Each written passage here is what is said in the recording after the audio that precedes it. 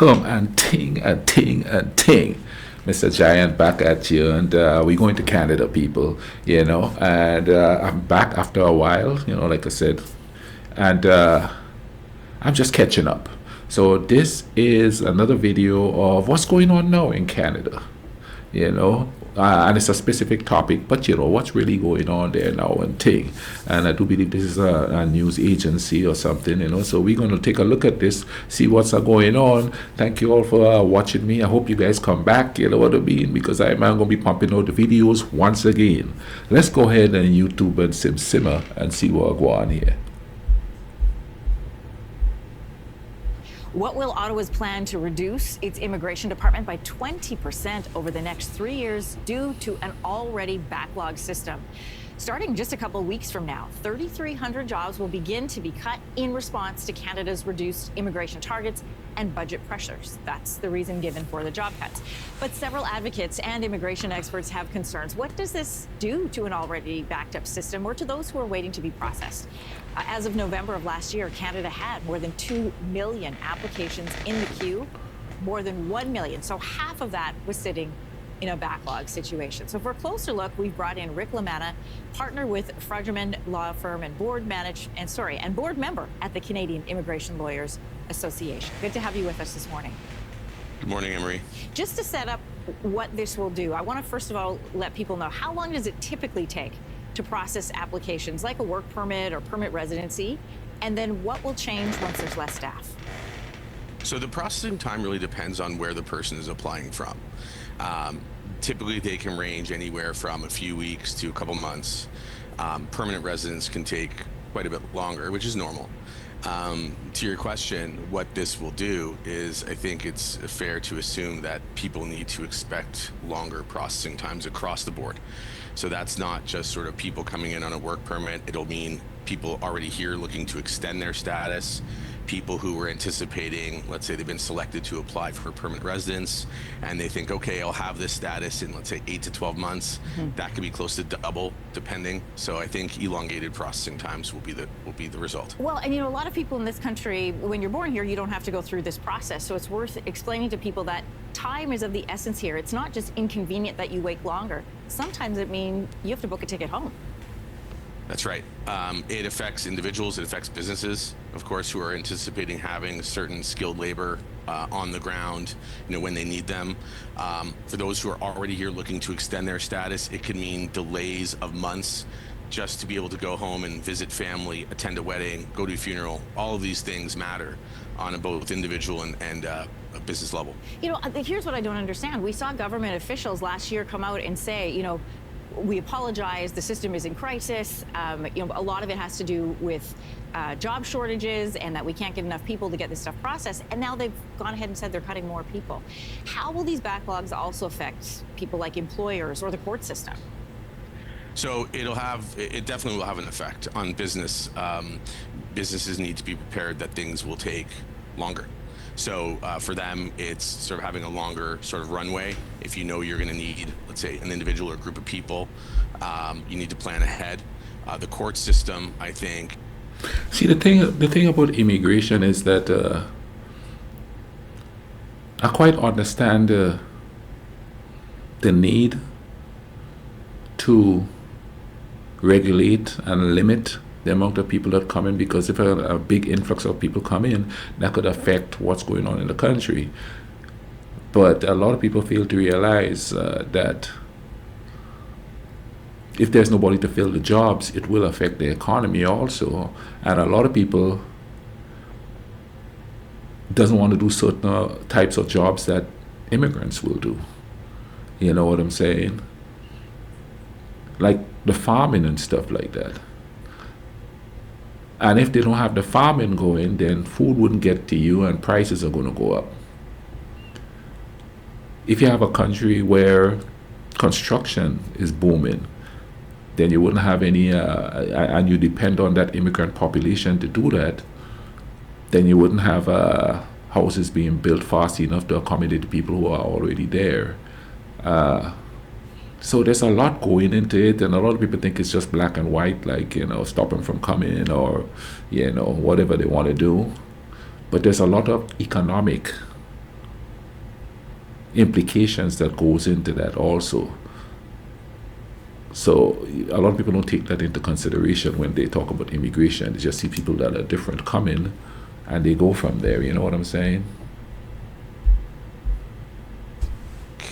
Similarly, we're already starting to see the backlog increase, especially those for asylum claims. The government's assumption was that hundreds of thousands of people with their pathways sort of blocked to permanent residence would just pick up and leave. And I don't think it's going to happen as they anticipate. I think a lot of people are going to do what they can do to try to stay, and that would mean filing for asylum. Yes, that is my next question. So without the extra staff, because it is a separate department that deals with asylum claims, how are we going to manage those? You know, as you said, one pathway to citizenship is closed, you claim asylum. How will that affect asylum seekers and the department as a whole? So if you look at the job cuts, what they've done is they've essentially gone back to their staffing levels just before the pandemic. A lot of the hires they made were temporary, contract, things of that nature, and that is largely the group, not entirely, but largely the group that's being cut back. And so you're left with about 10,000 employees. So the question really becomes, you know, are they going to shift employees in one area to handle, like you're mentioning, this sort of you know, upcoming backlog? But then what does it do? It is a pie, right? So you take from one, you give to the other, you know. So it remains to be seen, but I think you know, it will definitely impact all levels of immigration processing, both the court system and the regular processing. Plus, with the changes coming to our immigration laws and what happens to asylum seekers, this again contributes to part of that problem. Really. See, another thing that people don't understand about being an immigrant is when you leave where you're coming from, you're uprooting everything you know, everything you understand, everything that you probably love, the people that you love. And if you're coming from a country where it's impoverished and you come into a bigger country, you're leaving everything that you love to go to a place where it's a different culture.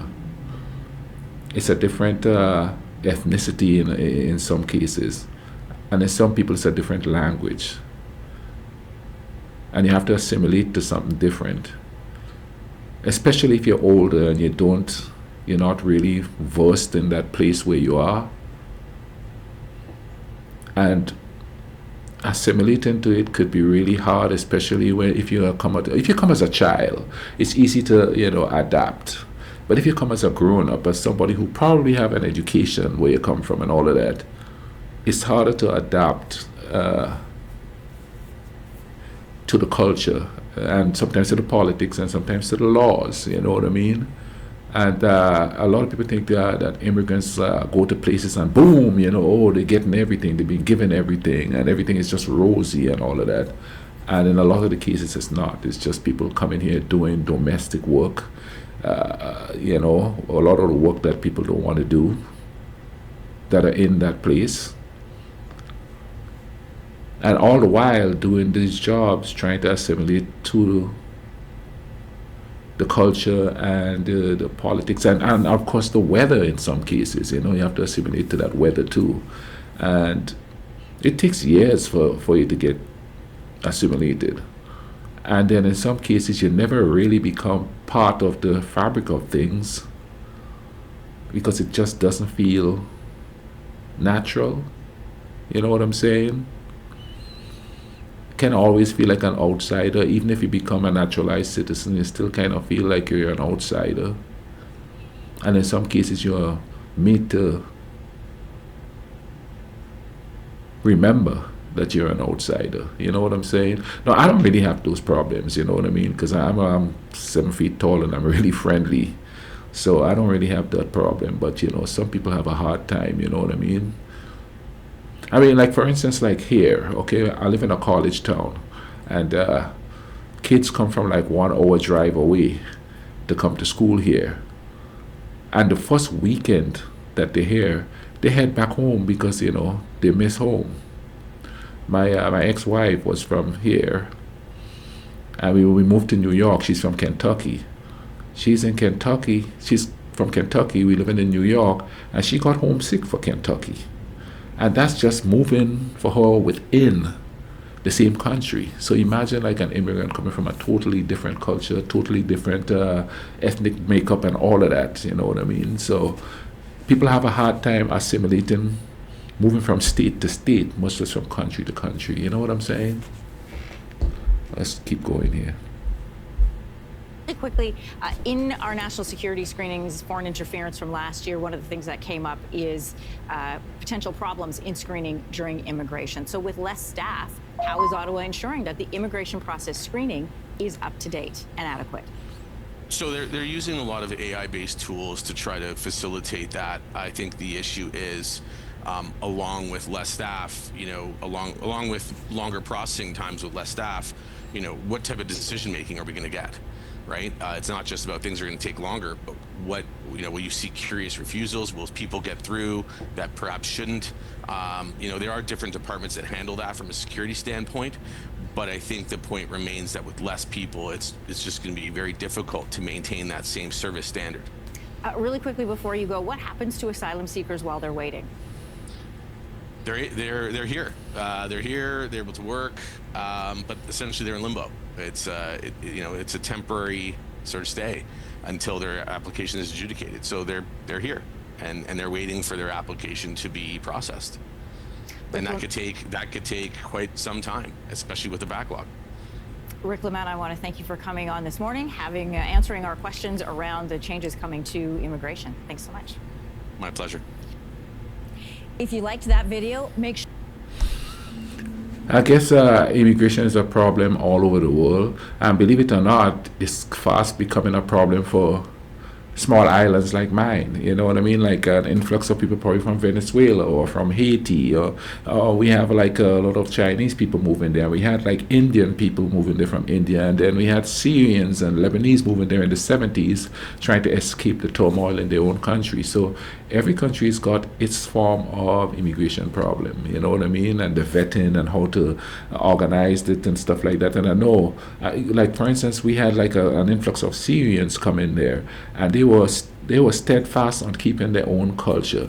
Like right now, it sort of got diluted because their children actually started to get married to Grenadians and stuff like that. So, that's sort of I don't know how well they're maintaining their own culture, and they have children on the island now.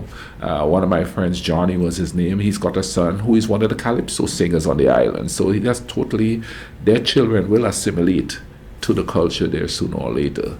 But this was quite interesting with all this stuff going on here, I just wanted to see what's going on in other places. This is Ottawa, of course, and I'm assuming this is not happening in the whole of Canada. Comment down below to let me know if that's they're cutting back on staff and stuff there.